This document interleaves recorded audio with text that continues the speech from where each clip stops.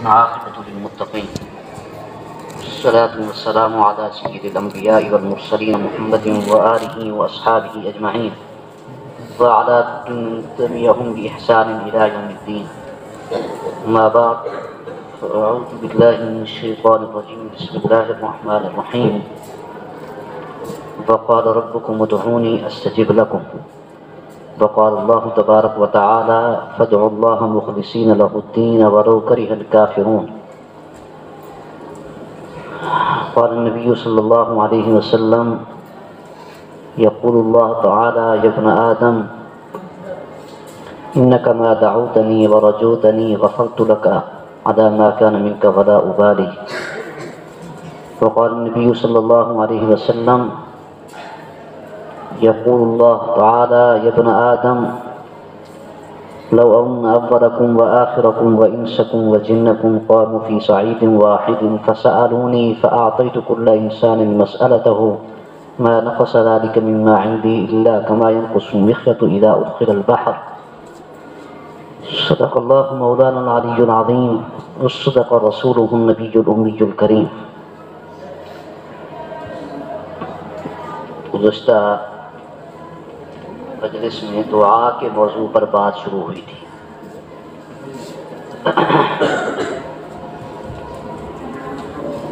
دعا کا موضوع انتہائی اہم بھی ہے اور ہماری بہت بڑی ضرورت بھی. دعا ایک ایسا عظیم عمل ہے جس کو ہر دور میں اللہ کے مقرب اور محبوب بندوں نے اپنایا ہے. دعا کی برکت سے انسان کی ہر حاجت اور مراد بھی پوری ہوتی ہے اور اس سے انسان کی ہر پریشانی اور مصیبت بھی دور ہوتی ہے. اور عام طور پر کوئی بھی انسان دنیا میں ایسا نہیں ہے جس کا کوئی نہ کوئی کام اٹکا ہوا نہ ہو، جس کی کوئی نہ کوئی ضرورت نہ ہو، کوئی پریشانی نہ ہو، کوئی حاجت نہ ہو. ایسا کوئی آدمی نہیں. بڑے سے بڑے کامیاب انسان کی بھی کوئی نہ کوئی حاجت اور ضرورت ہے. بہت سے لوگ رزق کی تنگی میں مبتلا ہیں، انہیں رزق کی وسعت اور برکت کی دعا کی ضرورت ہے. بہت سے لوگ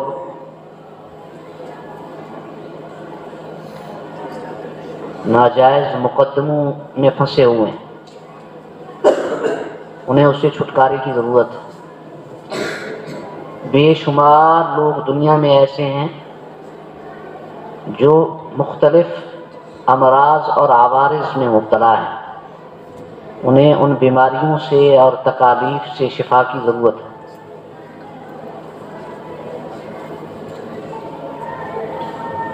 اور ہم جیسے علماء اور طلباء کو علم دین کی ضرورت ہے، علم پر عمل کی ضرورت، عمل پر اخلاص کی ضرورت ہے.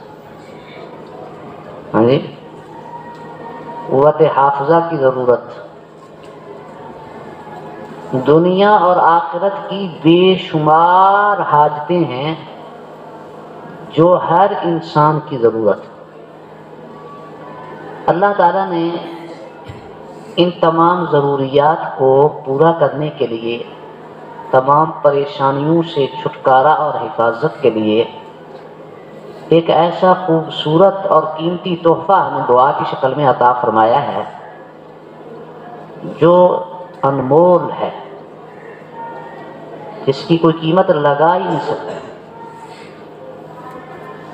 روئے زمین پر اللہ کے سب سے محبوب مخلوق انبیاء کی گزری ہے.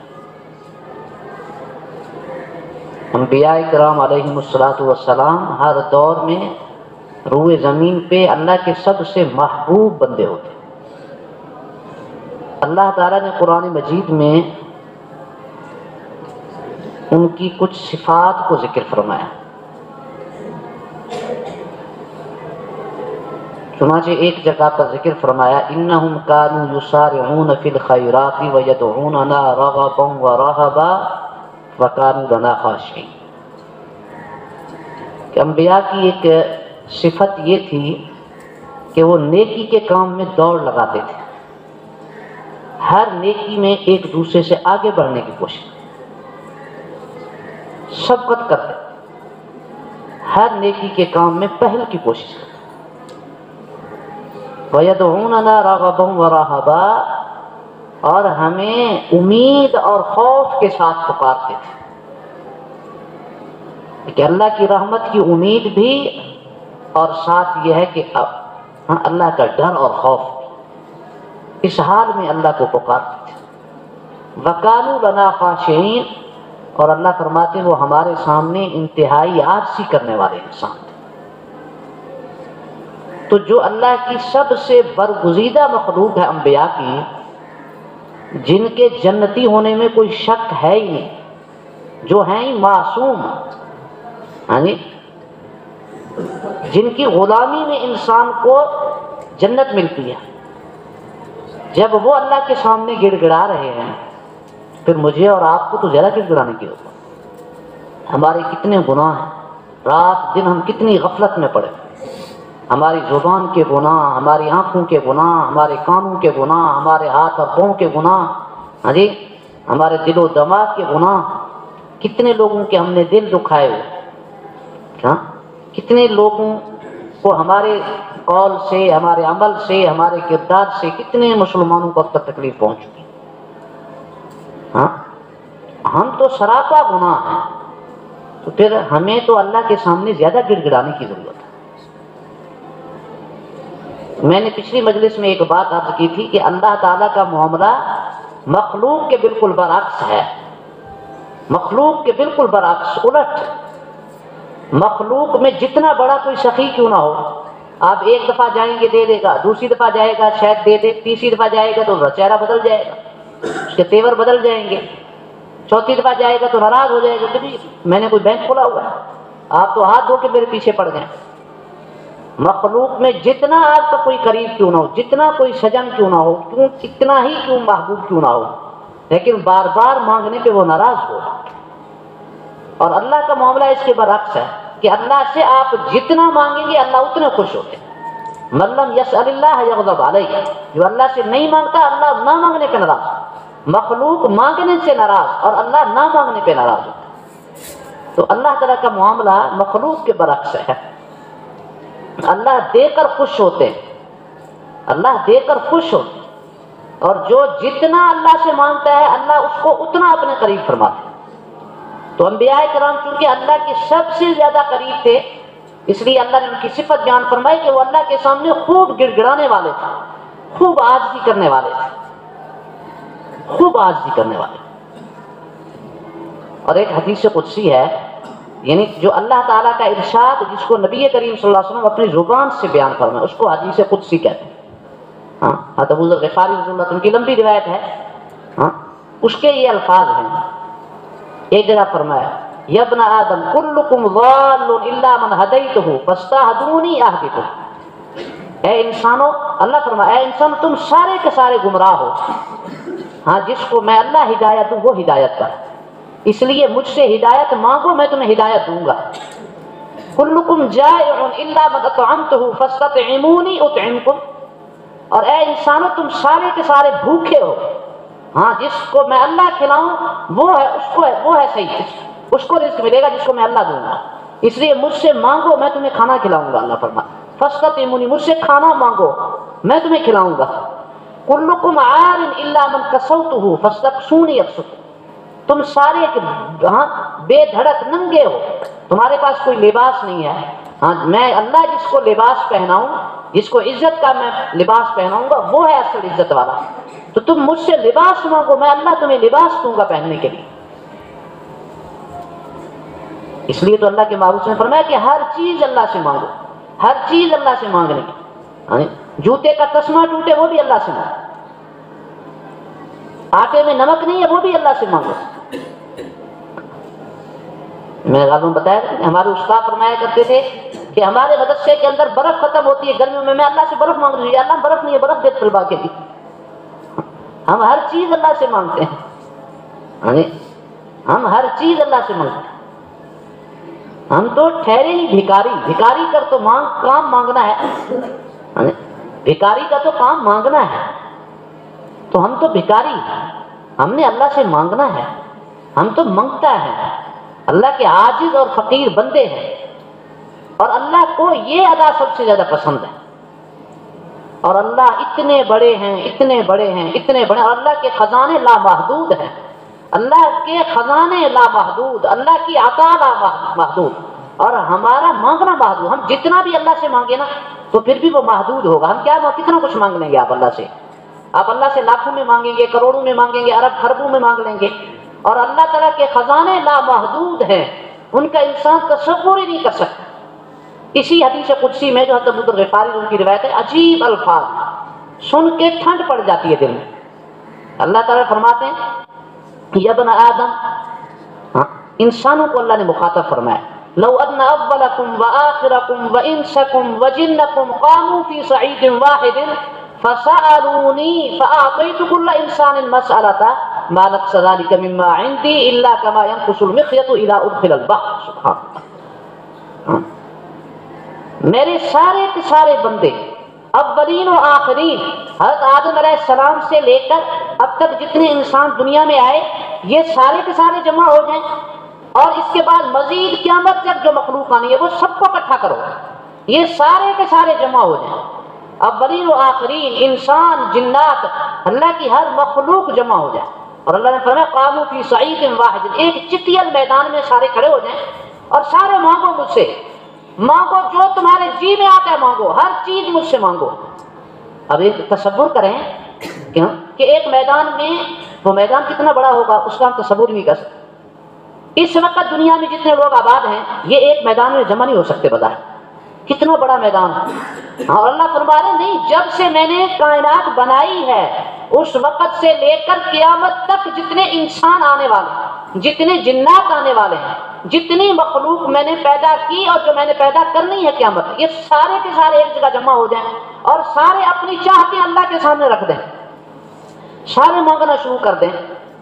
فَسَأَلُونِي فَأَعْطَيْتُ كُلَّ ذِي، فرمایا میں ہر ایک کی مانگ پوری کر دوں، سب کی ضرورتیں پوری کروں، سب کو جو وہ مانگتا ہے سب کو دیتا جاؤں، تو بھی اتنی کمی بھی نہیں آئے گی جتنی کہ ایک سوئی کو سمندر میں ڈبونے سے اس کے سوراخ میں جتنا پانی آتا ہے، ایک سوئی کو آپ سمندر میں ڈبو دیں، اللہ اکبر، سمندر کتنا بڑا ہے، اور سوئی کی کیا مقدار، اور پھر سوئی کا سوراخ وہ کتنا ہوتا ہے، سوئی کے سوراخ میں جتنا پانی آتا ہے، فرمایا اتنی کمی بھی نہیں آئے گی اللہ تعالیٰ کی رحمت۔ اللہ کے خزانے اتنے، تو اللہ کے خزانے لامحدود ٹھہرے کہ نا، اس لیے میں عرض کر رہا ہوں کہ اللہ کے خزانے لامحدود، اللہ کی عطا لامحدود، ہمارا مانگنا محدود ہے، ہم جتنا بھی مانگے تو بھی تھوڑا ہے، اس لیے ہمیں اپنی ہر ضرورت اللہ کے سامنے پیش کرنی چاہیے، ہر ضرورت اللہ کے، اس لیے انبیاء نے اللہ سے مانگا، ہر چیز اللہ سے مانگی۔ حضرت موسیٰ علیہ السلام کے زمانے میں دیکھو، بنی اسرائیل پھنس گئے وادی تیہ کے اندر، بعض روایات کے مطابق ان کی تعداد ہزاروں میں، 30 سے 40 ہزار تعداد، سارے کے سارے پھنس گئے، بعض روایات کے مطابق لاکھوں میں تعداد۔ اب وہاں چٹیل میدان، بے آب و گیا وادی، کچھ بھی نہیں ہے، کھانے پینے کو کچھ نہیں ہے، اور اتنا بڑا مجمع، اور وہاں حضرت موسیٰ علیہ السلام نے دعا کی، تو حضرت موسیٰ علیہ السلام کی دعا کی کیا برکات نازل، اللہ نے اس چٹیل میدان کو کیسے وہاں بہاریں لگا دی کہ قرآن کہتا ہے کھانے پینے کے، کھانے کے لیے اللہ نے من و سلوہ کا انتظام فرمایا، آسمان سے کھیر آ گئی ہے کھانے کے لیے، کیسے منہ میں پانی آ گیا نا، کھیر آ، تو ویسے ماشاءاللہ سب کا روزہ ہے آپ کا، ہاں جی، تو من و سلوہ، مٹھائی آ رہی ہے، کھیر آ رہی ہے، بریانی آ رہی ہے کھانے کے لیے، آسمان سے، پانی کا انتظام نہیں ہے، بنی سے کہ ہاں حضرت موسیٰ کی منت کی، حضرت دعا فرما دیں، پانی کی پیاس سے مر رہا ہے، ہاں اللہ کے حکم سے انہوں نے پتھر کے اوپر عصا مارا، اللہ نے 12 چشمے بہا دیے اس سے، کیونکہ 12 قبیلے تھے بنی اسرائیلیوں کے، اللہ نے ہر ایک کے لیے ایک پانی کا چشمہ بہا، فانفجرت من حسنتا عشرۃ عینا، قرآن کیا ہے؟ اور کہتے ہیں کہ دھوپ میں مر رہے ہیں، گرمی لگ رہی ہے، ہاں کوئی سائے کا انتظام ہو جائے۔ حضرت موسیٰ علیہ السلام نے دعا کی، اللہ نے سائے کا انتظام، وَظَلَّلْنَا عَلَيْكُمُ الْغَمَامَ، فرمایا بادل سائے فغن ہو گئے اللہ کی طرف سے، بادلوں نے سایہ کر دیا، کھانے کا انتظام، پینے کا انتظام، سائے کا انتظام۔ ہاں جی، انبیاء اپنی ہر ضرورت اللہ کے سامنے رکھتے۔ اللہ کے مقرب نبی کریم صلی اللہ علیہ وسلم کی زندگی کو دیکھیں، میدان بدر کے اندر کیا، بدر کی سنگلاخ وادی ہے، اور جنہوں نے دیکھا تو سچی بات یہ ہے کہ میں ایک انتہائی گناہگار انسان ہوں، انتہائی گناہگار انسان، کوئی عاجزی والی بات نہیں، بغیر عاجزی کے کہتا ہوں۔ مجھے وہ جب میں وہاں گیا تو عمرے کے سفر کے اندر مجھے اتنا رونا کسی مقام پہ نہیں آیا جتنا کہ وادی بدر کے اندر مجھے رونا ہے۔ تو ایک عجیب، یعنی وہاں ایک کیف محسوس کرتا ہے انسان۔ اچھا، اور ہمارے جتنے بھی ساتھی تھے، ہاں جی، اور ہمارے گروپ کے جتنے لوگ، کچھ خواتین بھی ہمارے ساتھ تھے، ہاں جی، اور بھی ہمارے علاقے کے اور بھی بہت سے لوگ اکٹھے گئے ہیں، ہاں جی، اور میرے خیال میں کم از کم 50-60 بندہ ہوگا۔ جب ہم وہاں پر گئے میدان بدر کے اندر، جب ہم پہنچے تو یقین کریں وہ جگہ جہاں اللہ کے محبوب صلی اللہ علیہ وسلم کئی گھنٹے آپ سجدہ ریز ہو کے روتے رہے، وہاں آج بھی مسجد بنی ہوئی ہے، وہاں آج بھی مسجد بنی ہوئی۔ اس جگہ میں پہنچتے ہی دل کی دنیا بدل گئی، اور کوئی ایسی آنکھ نہیں تھی جو نمناک نہ ہو، ہر آنکھ اشک بار تھی، اور اتنا روئے ساتھی ہمارے، اتنا روئے کہ ہچکیاں بن گئی، اور ہم خود حیران تھے کہ اتنا ہمیں رونا کیسے آ گیا۔ اتنا تو ہم بیت اللہ شریف میں بھی نہیں روئے تھے، اتنا رونا تو ہمیں کعبۃ اللہ کے غلاف کو پکڑ کے بھی اتنا رونا نہیں آیا، اتنا رونا ہمیں نبی کریم صلی اللہ علیہ وسلم کے روضہ اطہر پر بھی نہیں آیا جتنا آج میدان بدر کی اس وادی میں رونا آیا۔ تو میں میری ایک سوچ ہے کہ میں بعد میں اس پہ غور کرتا رہا تو مجھے یہی محسوس ہے کہ وہ اللہ کے محبوب صلی اللہ علیہ وسلم کے جو آنسو وہاں گرے تھے نا، ان آنسو کے اندر ایک عجیب تاثیر ہے کہ قیامت تک وہ آنے والے لوگوں کو کھینچتے رہیں گے وہ آنسو۔ جو وہاں پہنچے گا اس کے آنسو نکلیں گے وہاں پر، ہاں اس کے آنسو، وہاں بھی جس کے آنسو نہ آئے تو اس سے بڑا پھر سنگ دل کون ہوگا۔ اتنا اللہ کے محبوب صلی اللہ علیہ وسلم روئے کہ حضرت صدیق اکبر رضی اللہ عنہ کو ترس آ، وہ آگے بڑھے اور عرض کیا یا رسول اللہ بس کیجیے، ہمیں یقین ہے اللہ کی مدد آپ کی ہے۔ اور پھر کیسی اللہ کی مدد آئی دیکھیں، مٹھی بھر انسانوں کو اللہ نے کیسے فتح دے دی، ہر چیز طاقت، مادی طاقت ان کے پاس، غیر کے پاس تھی، ہاں جی، اسلحہ ان کے پاس، سواریاں ان کے پاس، افرادی قوت ان کے پاس، دنیا کی ہر قوت ظاہری طور پر ان کے پاس تھی، اور یہ تنہا، کوئی سامان نہیں، کوئی طاقت نہیں ظاہر، کوئی افرادی قوت نہیں ہے، اسلحہ ان کے پاس نہیں ہے، لیکن مٹھی بھر کو نبی کریم صلی اللہ علیہ وسلم کی دعا نے فرشتوں کو میدان بدر میں اتروا دیا۔ اللہ کے محبوب صلی اللہ علیہ وسلم کے آنسو نے میدان بدر کے اندر فرشتے اتروا دی۔ تو بات تو یہ ہے کہ دعا دل سے کی جائے اور پورے یقین کے ساتھ کی جائے، توجہ سے کی جائے تو یقیناً اثر کرتی ہے۔ کیسی بھی دعا، انسان جتنا بھی گیا گزرا کیوں نہ ہو، دعا ضرور قبول ہوتی ہے، مایوس نہیں ہونا چاہیے۔ کتابوں میں ایک واقعہ پڑھا تھا، حضرت عمار رحمہ اللہ، یہ کتاب ہے نزہۃ البساطین، اس میں عجیب عجیب واقعات لکھے پرانے بزرگوں کے، ان واقعات کو پڑھ کے دل میں ایک آخرت کی فکر پیدا ہوتی۔ اللہ والوں کے حالات تو ویسے ہی بڑی تاثیر رکھتے ہیں اپنے اندر۔ تو اس میں ایک واقعہ پڑھا تھا کہ حضرت عمار رحمہ اللہ جو بہت بڑے اللہ کے ولی تھے، ان کے زمانے کے اندر ایک دنیا دار تاجر آدمی تھا اور بے دین آزاد منش، جیسے آزاد منش لوگ ہوتے ہیں دنیا دار بے دین لوگ، اس کا معمول تھا کہ وہ اس کے ساتھ دوستوں کا ایک گروپ تھا پورا، وہ دن کو تو اپنے کاروبار میں مشغول رہتے، شام کو جب فارغ ہو کے آتے تو اس تاجر کے گھر میں سارے اکٹھے ہو جاتے، وہ بڑا دنیا دار آدمی تھا، تو ان کا معمول تھا کہ پھر رات کو وہ کھانے کا انتظام کرتے اور پھر شراب نوشی، اور جیسے کہ بے دین لوگوں کا حال ہوتا ہے، ان کی مجلسیں جیسے ہوتی ہیں، بڑی دیر تک گپ شپ میں مشغول رہتے، اور رات کے آخر حصے میں جا کے ان کو نیند آتی، سوتے۔ ایک دفعہ کھانا تیار ہو رہا تھا اس کے گھر کے اندر، تو اس تاجر نے غلام کو بلایا اور کہا کہ اس کو 4 درہم نکال کے دیا۔ درہم چاندی کا سکہ ہوتا تھا، اور اشرفی جو ہے وہ سونے کے سکے کو کہتے ہیں، اب تو روپے آ گئے نا، نوٹ آ گئے، پہلے سکے ہوتے تھے. تو 4 درہم اس کو نکال کے دیے اور کہا کہ کھانے میں تو ابھی دیر ہے، ایسے کرو جلدی، یہ مارکیٹ ہے نا قریب، اس مارکیٹ میں جاؤ اور وہاں سے نا پستے لے آؤ 4 درہم کے. تو جب تک جو ہے بیٹھ کے مجلس لگی ہوئی ہے، جب تک پستے کھاتے رہیں گے، جب کھانا تیار ہو جائے گا تو پھر کھانا کھائیں گے تسلی سے. اب درہم لے کے غلام جیسے اس نے دوڑ لگائی، تو اتفاق یہ کہ اس تاجر کے گھر میں اور اس مارکیٹ کے درمیان میں حضرت عمار رحمہ اللہ کی اصلاحی مجلس ہوتی تھی. ان کی مجلس ہوتی تھی، ہر رات کو اللہ کے نیک بندے جمع ہو جاتے اور حضرت ان کو کچھ نصیحت وغیرہ فرما دیتے. ادھر یہ بے دینوں کی مجلس اور ادھر اللہ والوں کی مجلس. تو یہ 4 درہم ہاتھ میں لے کے اب یہ بھاگا جا رہا ہے. تو اس کے خیال دل میں یہ آیا کہ میں تھوڑی دیر ٹھہر جاتا ہوں، حضرت کی بات سنوں، پتہ نہیں کیا کہہ رہے ہیں. اللہ تعالیٰ کسی کے لیے ہدایت کا فیصلہ فرماتے ہیں تو پھر کوئی نہ کوئی سبب پیدا فرماتے ہیں. تو اس کے دل میں یہ خیال آیا کہ میں ویسے کچھ دیر کھڑا ہو کے بات سن لوں، پھر آگے چلا جاؤں گا پستے لینے کے لیے. تو جب یہ وہاں پہنچا غلام، تو اس نے دیکھا کہ حضرت بیان نہیں فرما رہے ہیں، حضرت بیٹھے ہوئے ہیں اور وہاں ایک مسکین کھڑا ہے، فقیر آدمی ہے، اور وہ کھڑے ہو کر سوال کر رہا ہے کہ کوئی اللہ کے نام پہ مجھے 4 درہم دے دے.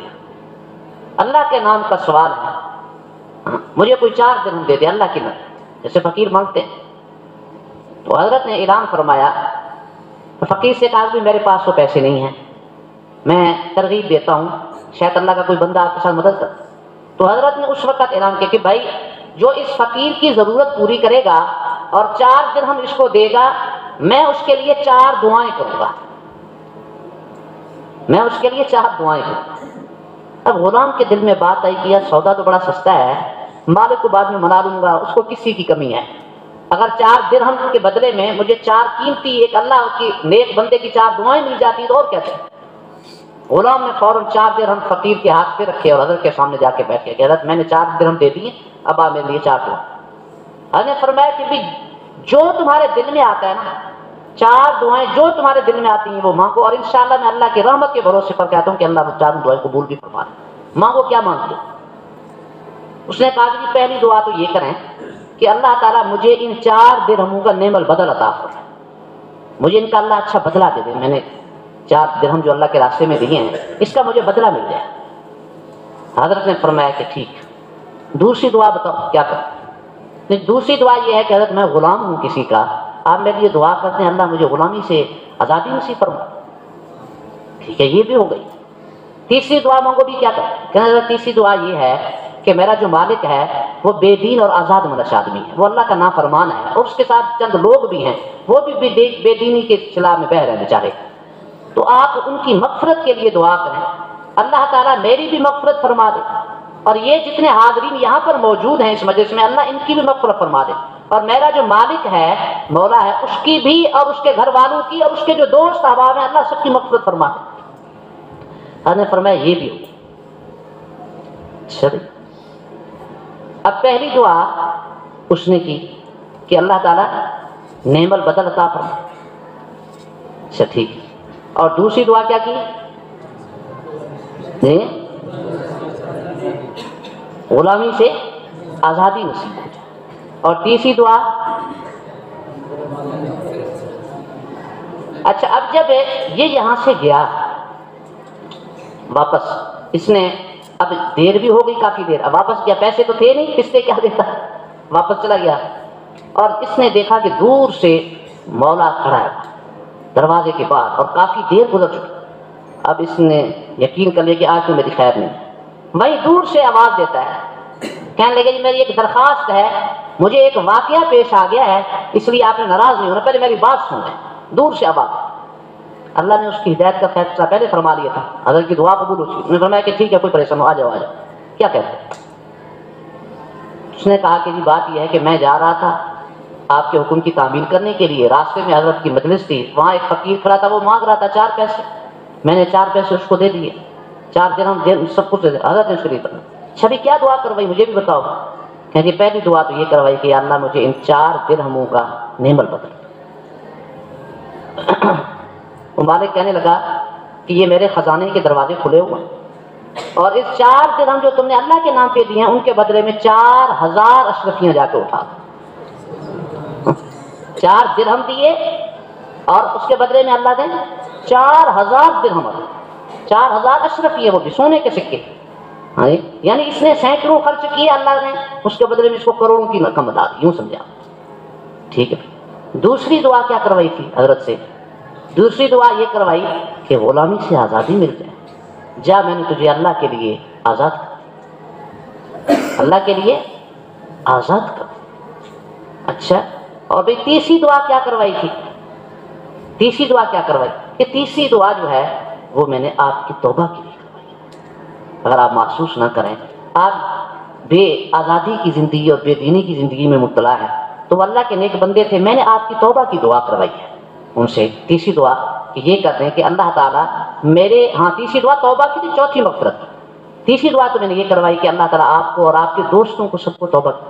اچھا، یہ دعا کروائی تھی تو میں تجھے گواہ بناتا ہوں، اللہ کے سامنے توبہ کرتا ہوں کہ آج کے بعد میں نے ہر گناہ سے توبہ کر لی، آزادی کی زندگی آج سے ختم، آج سے اللہ کی فرما برداری کی زندگی، اور اس کو ہاتھ پکڑا اور میرے ساتھ چلو۔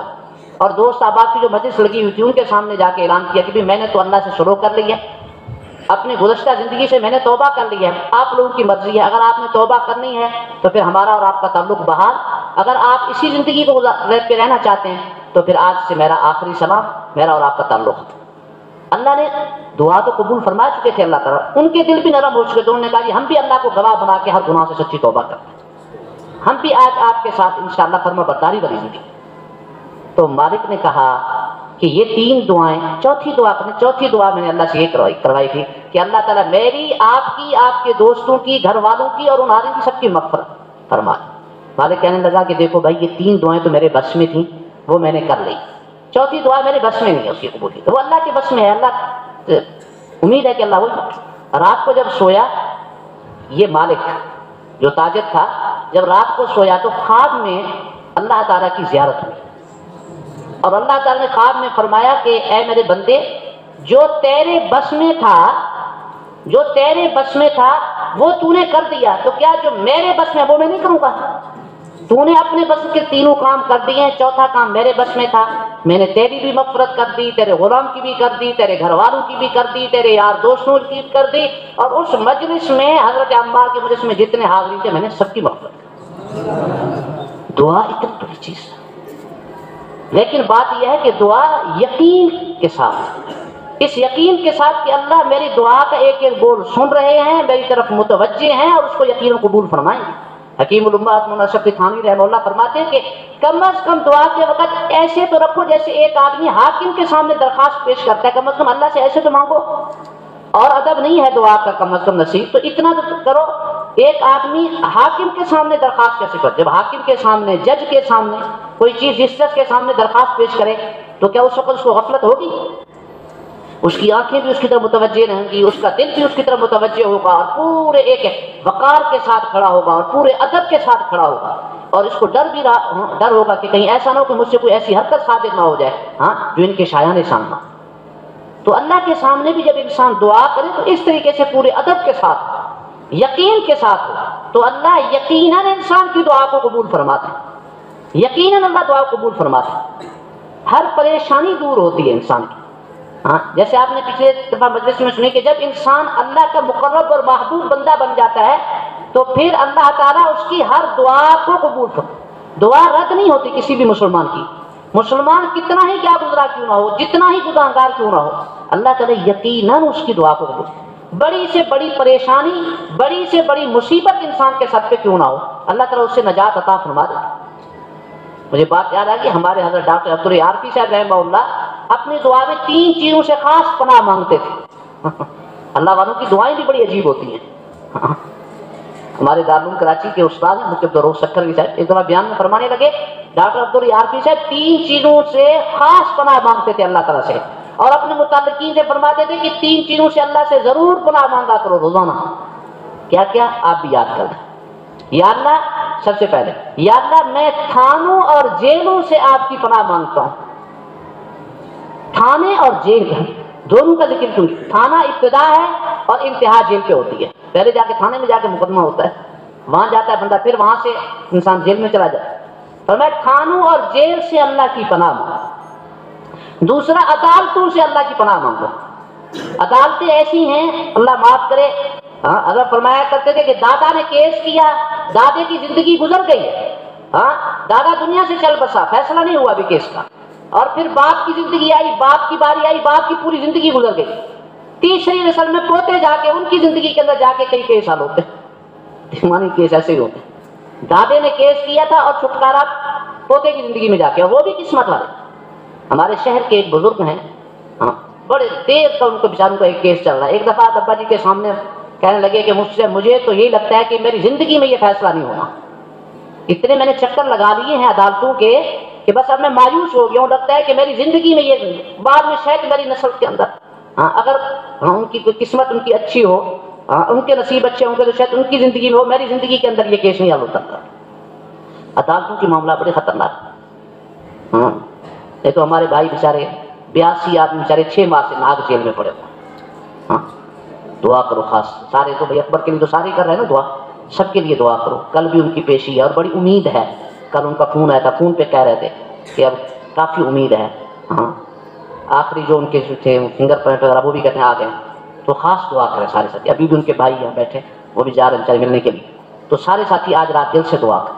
تو اللہ نے عدالتوں سے اللہ سے عدالتوں سے پناہ مانگو، جیل اور تھانوں سے پناہ مانگنی چاہیے. اور فرمایا تیسرا یہ کہ اللہ سے ہسپتالوں کی بھی پناہ مانگو. یا اللہ ہسپتالوں کے عذاب سے بچا. ہمارے حضرت رحمہ اللہ کو فرماتے ہسپتالوں کے عذاب سے بچا، یا اللہ ڈاکٹروں کے عذاب سے بچا، دواؤں کے عذاب سے بچا. صحت کی قدر تو اس وقت ہے نا جب گھر میں ہوتے تو کوئی صحت کا احساس ہی نہیں کہ صحت کتنی بڑی نعمت. جب انسان ہسپتال میں جا کے پڑتا ہے تو وہاں انسان کی جان بھی خطرے میں، مال بھی خطرے میں، اور پھر بھی اللہ معاف کرے اگر عملے سے کوئی غفلت ہوگی تو پھر زندگی بھی خطرے میں. کتنا نقصان ہوتا ہے. اسے ڈاکٹر صاحب فرماتے تھے کہ 3 چیزوں سے ضرور روزانہ پناہ مانگو اللہ سے. یا اللہ تھانوں اور جیلوں سے ہم آپ کی پناہ مانگتے ہیں. یا اللہ عدالتوں سے آپ کی پناہ مانگتے ہیں. یا اللہ ہسپتالوں سے آپ کی پناہ مانگتے ہیں. اپنی ہر پریشانی، ہر ضرورت اللہ کے سامنے رکھیں.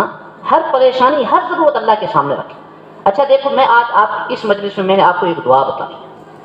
ابھی میں نے باتیں تو بہت کرنی ہے لیکن وقت بہت تیزی کے ساتھ گزر رہا ہے. چلے پھر اگلی مجلس میں. یہ تو لذیذ موضوع شروع ہو گیا نا دعا کا. دعا کا موضوع انتہائی لذیذ ہے.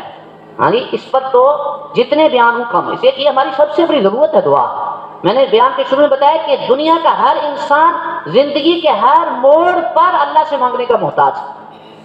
اور ایک بات میں نے مجلس میں بتائی تھی پچھلے کہ بھی دعا ہر انسان کی قبول ہوتی ہے. یہ نہ پھر سے اللہ والوں کی دعا قبول نہیں، گناہ گاروں کی دعا کو بھی اللہ سنتے ہیں. میں نے تو یہ بتایا تھا کہ دعا کے لیے کوئی شرط نہیں. یاد ہے پچھلی مجلس میں بات بتائی تھی نا کہ باقی عبادات کے لیے شرائط، دعا کے لیے کوئی شرط نہیں. حتیٰ کہ دعا کے لیے وضو کی بھی شرط نہیں. دعا کے لیے کوئی شرط نہیں بے وضوئی کی حالت میں. حتیٰ کہ پاک ہونا شرط نہیں. ایک خاتون اگر ماہواری کی حالت میں وہ دعا تو مانگ سکتی ہے نا اللہ سے. تلاوت قرآن نہیں کر سکتی، نماز نہیں پڑھ سکتی، اللہ سے مانگ تو سکتی.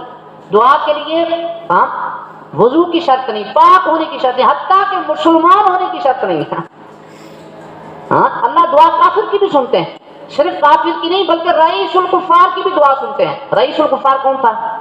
ابلیس ہے نا. تمام کافروں کا سردار ابلیس. رئیس الکفار، تمام کافروں کا سردار، جہنمیوں کا سردار ابلیس ہے نا. اور اللہ نے ابلیس کی دعا کی قبول کی کہ نا. قرآن کہتا ہے کہ اس وقت میں جب مردود ہو رہا تھا اللہ اس کو نکال رہے تھے، دفع کر رہے تھے کہ مردود نکل جا، فخرج منہا فإنک رجیم، نکل جا جنت سے، تو مردود ہے، دفع ہو جا میری آنکھوں سے، نکل جا یہاں سے. اس وقت کے اندر بھی اس نے دعا مانگی، اللہ نے وہ دعا قبول کر لی. ربی فانظرنی الی یوم یبعثون، اے اللہ قیامت تک مجھے مہلت دے دے. تو اللہ نے مہلت دی کہ نا اس کو. فإنک من المنظرین، تو میں جا تجھے مہلت. تو اللہ رئیس الکفار کی دعا قبول کر سکتے ہیں تو کیا مسلمان کی دعا کو نہیں قبول؟ دعا اللہ سے مانگی. تو میں یہ بتا رہا تھا قرآن مجید میں ایک عجیب و غریب دعا آئی ہے. میں تو اس دعا کو شاید دن میں کم از کم 20 مرتبہ مانگتا ہوں، اس سے بھی زیادہ کم از کم بتا، بلکہ کئی دفعہ تو سجدے میں مانگنا شروع کر دیتا تو بے حد کو حساب دفعہ مانگتا ہوں. اور زندگی میں مجھے الحمدللہ اس کا اتنا فائدہ ہوا میں بیان نہیں کر سکتا. دیکھیں ایک دعا ہے جس میں ایسی جامع ترین دعا جس میں زندگی کی ہر خیر اور بھلائی، زندگی کی ہر خیر اور بھلائی گویا سمٹ کے اس دعا میں آ گئی. اور وہ دعا پھر عام انسان کی زبان سے نہیں بلکہ اللہ کے ایک اولو العزم پیغمبر کی زبان سے ہے. ایک نبی نے وہ دعا مانگی، ہاں اتنی جامع ترین دعا. پھر اللہ نے کتنا بڑا احسان فرمایا کہ قیامت تک آنے والے نسلوں کے لیے، قیامت تک آنے والی انسانیت کے لیے اللہ نے اس دعا کو اپنے قرآن میں محفوظ بھی فرمایا. یہ اللہ کا کتنا بڑا احسان. وہ دعا کون سی ہے؟ اس دعا کو سننے سے پہلے آپ اس کا پس منظر سنیں، اس کا واقعہ بھی سن لیں کہ وہ دعا کس منظر میں مانگی گئی ہے. ذرا تھوڑا ہاں سوچ، ایسی پورا ایک پیچھے کا پس منظر معلوم ہوگا تو پھر دعا مانگنے کا لطف بھی آئے. حضرت موسیٰ علیہ السلام کی قوم جو ہے وہ آپ کو پتہ ہے کہ بنی اسرائیل لوگ تھے، اور فرعون جو ہے اس کی قوم تھی قبطی.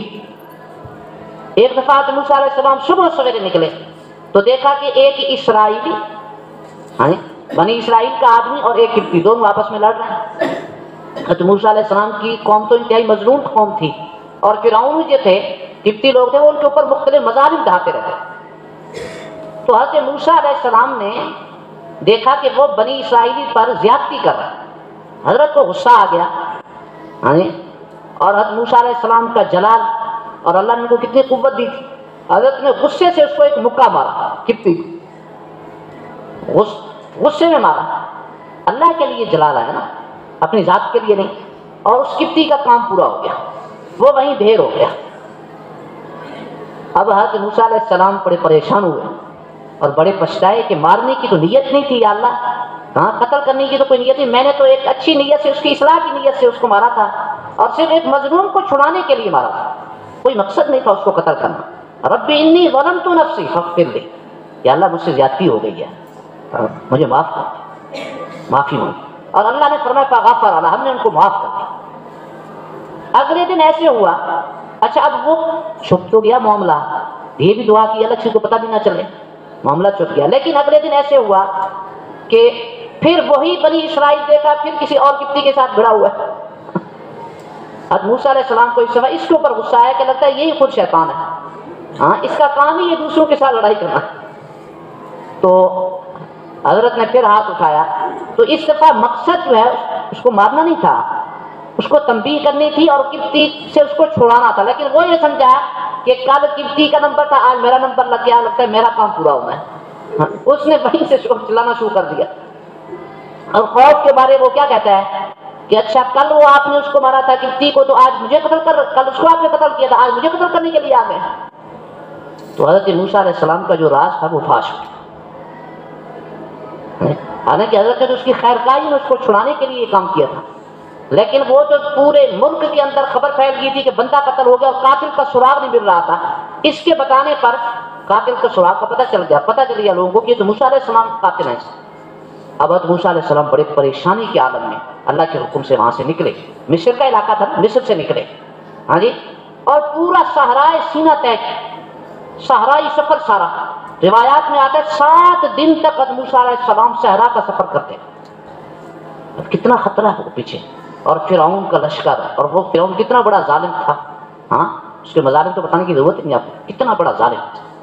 اور موسیٰ علیہ السلام ایک بندہ بھی مار کے آ رہا ہے، اور ویسے بھی ان کے ساتھ دشمنی تھی موسیٰ علیہ السلام کی، ان کی قوم کے ساتھ دشمنی تھی. اور چلتے چلتے آپ مدین کے علاقے میں پہنچے تو قرآن نے ایک عجیب منظر کھینچا ہے ایسے موقع پر کہ وہاں آپ نے ایک عجیب منظر دیکھا کہ لوگ جو ہے اپنے جانوروں کو پانی پلا، اور 2 نوجوان بچیاں انتہائی باحیا بچیاں، وہ ایک طرف اپنی بکریاں لے کے کھڑی. حضرت موسیٰ علیہ السلام کو یہ بات عجیب لگی کہ باقی سارے لوگ تو اپنے جانوروں کو پانی پلا رہے ہیں ڈراتے، اور یہ بچیاں پریشان حال. آپ نے ان سے پوچھا کہ ما خطبکما، آپ کا کیا معاملہ ہے، آپ کیوں نہیں پانی پلا رہی اپنے جانوروں کو؟ تو وہ کہنے لگی لا نسقی حتی یصدر الرعاء وابونا شیخ کبیر، ہم اس وقت تک پانی نہیں پلا سکتی جب تک یہ سارے لوگ فارغ نہ ہو جائیں، اس لیے کہ ہمارے والد صاحب بوڑھے ہیں، وہ معذور اور ضعیف ہیں، وہ خود آ نہیں سکتے، ہمارا بھائی کوئی ہے نہیں، ہم بچیاں ہی ہیں، اس لیے جب یہ سارے لوگ فارغ ہو جائیں گے پھر ہمارا نمبر. اچھا اب حضرت موسیٰ علیہ السلام 7 دن کے بھوکے، 7 دن کا سفر، تھکے ماندے، لیکن بہرحال اولو العزم تھے، اللہ نے بڑی ہمت دی تھی، جوانی بھی تھی. تو آپ نے چند منٹوں کے اندر ان کی بکریوں کو پانی پلا کے فارغ کروا دیا. اب بچیاں جب بکریاں لے کر گھر پہنچ گئیں تو حضرت شعیب علیہ السلام کو بڑی حیرت ہوئی کہ آج اتنے پہلے کیسے آ گئی آپ؟ پانی پلانے پر تو بڑا وقت لگتا تھا. تو انہوں نے سارا ماجرا سنایا کہ ابا جان اسی سے ایک شریف نوجوان تھے، انہوں نے ہم سے پوچھا کہ کیا معاملہ، ہم نے ان کو یہ بتایا تو انہوں نے جلدی سے ہمارے جانوروں کو پانی پلا کے میں پہلے فارغ۔ اچھا ایسے کرو، ان کو لے آؤ۔ حضرت موسیٰ علیہ السلام کو بلا کے دیکھا تو حضرت شعیب علیہ السلام نے ان کے ساتھ معاملہ کیا کہ اسی سے میری بچیاں ہیں، اگر آپ پسند فرمائیں تو ہم آپ کو اپنے گھر میں یہاں رکھ لیں، آپ ہمارے پاس ملازمت اختیار کر لیں، ہاں جی، اور آپ کا جو معاوضہ ہوگا وہ ہم طے کر لیں۔ جی ٹھیک ہے۔ اب حضرت موسیٰ علیہ السلام جب پریشانی کے عالم میں تھے، بچیوں کے بکریوں کو پانی پلا کے جب فارغ، بچیاں تو چلی گئی گھر، اور موسیٰ علیہ السلام جو ہے ثم تولیٰ الی الظل، قرآن کہتا ہے ایک درخت کے سائے کے نیچے جا کے ٹھہر، اور پریشانی کے عالم میں۔ اب غور کریں، ایک تو پردیس، ہاں جی، کوئی جاننے والا نہیں، کوئی آشنا نہیں، کوئی واقف نہیں، ہاں جی، کوئی مددگار نہیں، بے یار و مددگار، اور شدید بھوک کی حالت میں، اور تھکے ہوئے انتہائی سفر میں، اور بالکل اجنبی، کوئی بندہ واقف نہیں ہے، ہاں جی، بالکل انجان۔ کیا گزر رہی ہوگی ان کے دل پر؟ ایسے عالم میں ان کی زبان پر اللہ نے ایک عجیب و غریب دعا جاری کی، مختصر سی دعا ہے، رب انی لما انزلت الی من خیر فقیر، رب انی لما انزلت الی من خیر فقیر۔ اس کا آسان ترجمہ ہے کہ اے اللہ، آپ میری طرف جو بھلائی بھیجیں میں اس کا محتاج ہوں، میں آپ کی طرف سے اترنے والی ہر بھلائی کا یا اللہ محتاج ہوں، ہر بھلائی۔ اللہ نے یہ دعا ایک نبی کی زبان سے جاری ہوئی اور اتنی پریشانی کے عالم میں جاری ہوئی، ہاں جی، تو وہ کیسے رد ہو سکتی تھی؟ اللہ نے یہ دعا ایسے قبول فرمائی کہ میں اپنے الفاظ میں اس کی تعبیر یوں کرتا ہوں کہ اللہ نے ان کی دعا کو قبولیت کا رنگ ایسے دیا کہ ان کو اللہ نے رہائش بھی دے دی، رہائش کا انتظام ہو گیا، ہاں جی، اور اللہ نے بہترین ذریعہ معاش بھی عطا فرمایا، رزق کا بھی بہترین انتظام فرمایا، بہترین روزگار مل گیا، اور اللہ تعالیٰ نے ان کو پاک دامن حیا والی باپردہ بیوی بھی عطا فرمایا، بیٹی کا رشتہ بھی دے دیا نا شعیب علیہ السلام نے۔ اور جب واپس آ رہے تھے تو پھر روئے زمین پہ سب سے بڑی نعمت جو ہے ایک انسان کے لیے، نبوت کی نعمت سے بڑھ کر کوئی نعمت نہیں، سب سے بڑا انسان کا اعزاز نبوت ہے۔ جب موسیٰ علیہ السلام اپنی بیگم صاحبہ کو واپس لے کر تو راستے میں اللہ نے نبوت بھی اس کو عطا فرمائی۔ یہ اس دعا کی برکات ہے، ہاں، کہ اللہ نے ان کو ساری نعمتیں عطا فرمائی۔ آج میں اور آپ بھی اگر صدق کے دل سے پوری توجہ سے اس دعا کو مانگیں گے تو اللہ یقیناً ہمیں بھی دے۔ اس دعا کو اپنا معمول بنائیں، معمول بنائیں، رب انی لما انزلت الی من خیر فقیر، خوب مانگیں، ہر وقت مانگیں، ہر پریشانی آپ کی حل ہوگی، ہر مسئلہ آپ کا حل ہوگا۔ اللہ کے محبوب صلی اللہ علیہ وسلم کی بتائی ہوئی دعائیں نا، قرآن حدیث کی دعاؤں میں اللہ نے بڑی طاقت رکھی، بڑی قوت رکھی۔ ہمارے ساتھ کا بات کے ایک ساتھی ہیں، ان کا بچہ ہمارے مدرسے میں پڑھتا ہے، اس وقت بھی پڑھ رہا ہے۔ انہوں نے مجھے ایک جگہ تنہائی میں بتایا کہ میرے اوپر ایک دفعہ ایسا کڑا وقت آیا کہ میری جان خطرے میں پڑ گئی۔ انسان کو سب سے زیادہ تو اپنی جان عزیز ہوتی ہے نا، جان خطرے میں پڑ گئی، اور مجھے بظاہر یقین ہو گیا تھا کہ میں نہیں بچوں گا۔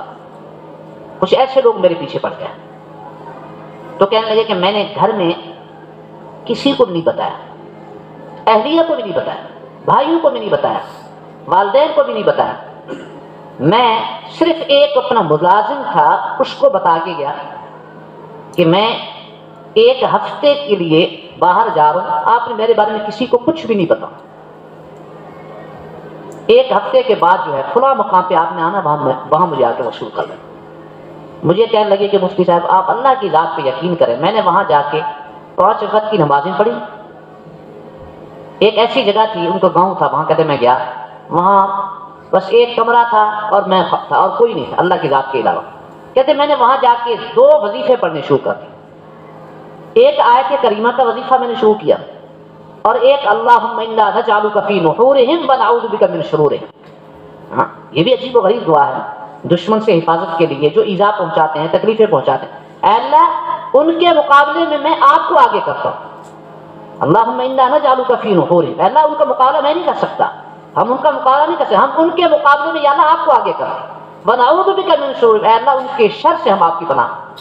کہنے لگے جی میں نے نا یہ 2 وظیفے شروع کر دیے، اور میں نے ایک ہفتے کے اندر باقی جو معمولات تھے غالباً ایک ہفتہ یا چند دن بتائے، ایک ہفتے سے چال غالباً کم، کہنے لگے میں نے 1,00,000 مرتبہ یہ دعا پڑھی، اللہم انا نجعلک فی نحورہم ونعوذ بک من شرورہم، اور 70,000 مرتبہ میں نے آیت کریمہ کا ورد پورا کیا، اور ساتھ ساتھ یہ کہ اللہ سے رو رو کے دعا کرتا رہا، رو رو کے دعائیں کرتا رہا۔ جب میرا 1,00,000 مرتبہ یہ دعا کا ورد پورا ہوا اور 70,000 مرتبہ کلمہ آیت کریمہ کا ورد پورا ہوا، تو مجھے دل میں یقین ہو گیا کہ اب دنیا کی کوئی طاقت کچھ نہیں بگاڑ سکتی میرا۔ کہتے ہیں میں وہاں سے ملازم کو بلایا، میں آ گیا، ٹھیک ہے جس نے مجھے بگاڑنا ہے تو اور بگاڑ دوں، کوئی کچھ نہیں کرے گا مجھے۔ کہتے ہیں اس کی برکت سے اللہ نے ایسی میری حفاظت فرمائی کہ آج اتنے سال ہو گئے اس کا تذکرہ ہی کسی نے میرے سامنے نہیں کیا۔ کہاں جان خطرے میں تھی، قتل کے در پہ تھے لوگ، جان خطرے میں تھی، اور یہ کہ اللہ نے اتنی آسانی کے ساتھ معاملہ طے کیے اس دعا کی برکت سے کہ آج تک اس کا کوئی تذکرہ ہی نہیں کیا۔ اتنی بڑی طاقت ہے دعا۔ دعا یقین کے ساتھ انسان مانگے تو اللہ تعالیٰ انسان کی ہر دعا کو قبول فرما، ہر دعا کو قبول فرما۔ مجھے بات یاد آ گئی، ہمارے یہاں قاری صاحب تھے، اللہ کو پیارے ہو گئے، ان کا مدرسہ ہے ماشاءاللہ، ان کا بیٹا بھی ہمارے پاس پڑھا، اب ان کا پوتا یہاں پڑھ رہا ہے ہمارے مدرسے میں۔ مجھے ایک دفعہ خود انہوں نے تنہائی میں سنایا، کہنے کہ میرا مدرسہ ابتدائی مراحل میں تھا، وقت پورا ہو، آپ ابتدائی مراحل میں تھا مدرسہ، تو کہنے کہ میں ایک دفعہ غربت بھی تھی، وسائل نہیں تھے، میں 1,000 روپے کی مجھے ضرورت پڑ گئی شدید، میں نے کام کروایا اور مستری کو کہا میں نے کہا آج تو میرے پاس پیسے نہیں ہیں، مجھے صرف 1 رات کی مہلت دے دو، آج کی رات کی مہلت دے دو، کل آ کے مجھ سے پیسے لے۔ کہنے لگے کہ یقین کریں کہ مجھے حاشیے خیال میں بھی نہیں تھا کہ کہیں سے مجھے پیسے ملیں گے، پر ایسے ہی میں نے کہہ دیا اللہ کے آسرے پر۔ اور اس وقت آج سے کچھ 40-50 سال پہلے 1,000 روپے بڑی رقم ہوتی تھی۔ کہنے لگے کہ میں نے نا کمرہ بند کر کے اللہ سے خوب مانگنا شروع کر دیا، خوب گڑ گڑا کے اللہ کے سامنے، اور ناز میں آ کے مانگنے کا یا اللہ کام تو آپ کا ہے، میرا تو کام ہے نہیں، آپ کے گھر کا کام کر رہا ہوں اور میں پریشان ہوں، میرے پاس 1,000 روپے کل مستری کو دینا، میرے پاس تو 1 روپے بھی نہیں۔ میں خوب گڑ گڑا کے دعا کر کے نا آ کے رات کو لیٹ گیا، اور کہنے لگے کہ وہ اس پرانا زمانہ تھا، ہم 9 بجے سو جاتے تھے، اور رات کے کوئی 12 بجے کسی نے آ کے دروازہ کھٹکھٹایا۔ یہ قاری صاحب رحمہ اللہ نے مجھے خود اپنا ذاتی واقعہ سنایا، کہنے رات کے 12 بجے میں ڈر گیا، یا اللہ خیر۔ اہلیہ نے کہا کہ اس وقت کون دروازہ کھٹکھٹا، پھر دروازہ کھولنا تو ہے، پتہ نہیں کون ہے، اللہ خیر کرے۔ کہتے میں جب باہر اٹھا، دروازہ میں نے کھولا تو ہمارے شہر کے ایک معزز آدمی کھڑے تھے، اس وقت ان کی سبز منڈی کے اندر ان کا کوئی سلسلہ تھا، دکان تھی ان کی۔ کہتے میں نے ان سے کہا کہ حاجی صاحب، اچھا وہ مجھے ملتے ہی کہنے لگے یار میں نے آپ کو بے آرام کیا، اچھا مجھے معاف کرنا، یہ نہ میں آپ کی کچھ امانت لے کے آیا ہوں، یہ آپ مجھے وصول کرنا، مجھے معاف بھی کر دینا، میں نے آپ کو رات کو بے آرام کیا۔ اور کہتے انہوں نے جیب سے 1,000 روپے کا نوٹ نکالا اور مجھے تھما دیا۔ میں نے ان کا ہاتھ کو پکڑ لیا، میں نے کہا جی آپ مجھے سچ سچ بتائیں، آپ واقعی ان کا نام لیا کہ آپ فلاں حاجی صاحب ہیں، واقعی کوئی فرشتے تو نہیں آتا؟ کہنے میں یار کیسے مجھے نہیں پہچانتے، میں وہی حاجی صاحب ہوں، آپ کے ساتھ میرا تعلق ہے، شکل تو آپ کی واقعی وہی لگ رہی ہے، لیکن مجھے یقین نہیں آ رہا، رات کے 12 بج رہے ہیں اور اس وقت۔ کہنے لگے کہ میں آپ کو سیدھی بات بتاؤں، میں رات کو لیٹنے لگا اپنے معمول کے مطابق، تو کچھ دیر کے بعد ایسے مجھے نا بے قلی کی کیفیت پیدا ہونی شروع ہوئی، بے چینی کی کیفیت پیدا ہوئی، اور اتنی شدت سے میرے دل میں یہ خیال پیدا ہونے لگا کہ ابھی بھی اٹھو اور جلدی سے قاری صاحب کو 1,000 روپے پیسے پہنچانے مدرسے کے لیے رات۔ تو میں نے اپنی اہلیہ سے کہا کہ جلدی سے نا مجھے صندوق سے 1,000 روپے پیسے نکال دے، تو میں نے وہاں جانا قاری صاحب کے پاس۔ کہنے لگی اللہ بندی کی تو آپ خیال کریں رات کے 12 بجے، کہتے نہیں کچھ بھی ہو جائے میں نے جانا ہے اور ابھی جانا ہے۔ کہنے لگے کہ میں جب تک وہاں گھر سے نہیں نکلا مجھے چین نہیں، ابھی میں آپ کے پاس یہاں آیا ہوں، میں یہ پیسے آپ کو حوالے کیے ہیں، اب آ کے مجھے میری جان میں جان آئی، مجھے سکون ملا۔ ہونے سے پہلے میری عجیب کہتے تھے میں مجبور ہو کر آپ کو پیسے دیں، مجھے اور کوئی پتہ نہیں۔ ہاں جی، اور صبح مستری صاحب آ گئے اور وقت پر ان کو پیسے مل گئے۔ اس طرح کے بے شمار واقعات، بے شمار واقعات۔ جب انسان یقین کے ساتھ مانگتا ہے تو اللہ یقیناً عطا کرتا ہے۔ اور دعا کے لیے ایک بہترین انمول نسخہ وہ انشاءاللہ آپ کو اگلی مجلس میں بتائیں، ہاں، اور وہ انشاءاللہ موضوع وہ اسے بتا دیتا ہوں کہ 2 رکعت صلاۃ الحاجت، یہ 2 رکعت صلاۃ الحاجت کے جو نفل ہے نا، یہ سب سے قیمتی تحفہ ہے۔ انشاءاللہ اس کے حوالے سے آئندہ مجلس میں پھر گفتگو ہوگی۔ اللہ تعالیٰ ہمیں صحیح معنوں میں دعا کا ذوق نصیب فرمائے۔ وآخر دعوانا